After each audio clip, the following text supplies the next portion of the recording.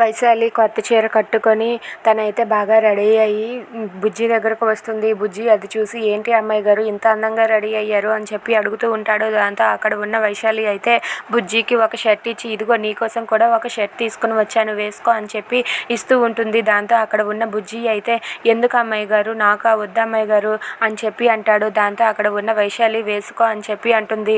మీరు బయటికి వెళ్ళండి అంటే లేదు నేను బయటికి వెళ్ళను వెనక్కి తిరుగుతానులే అని చెప్పి మిర్రర్లో బుజ్జి షర్ట్ మార్చుకుంటూ ఉంటే చూస్తుంది. మీరు దొంగలాగా చూస్తున్నారు కదా అని చెప్పి బుజ్జి అంటాడు. ఇక దాంతో అక్కడ ఉన్న వైశాలి అయితే సిగ్గుపడుతూ ఉంటుంది. ఇంతలో అక్కడ మ్యాట్ తన్నుకొని బుజ్జి అయితే వైశాలి మీద ఒక్కసారిగా పడిపోతాడు.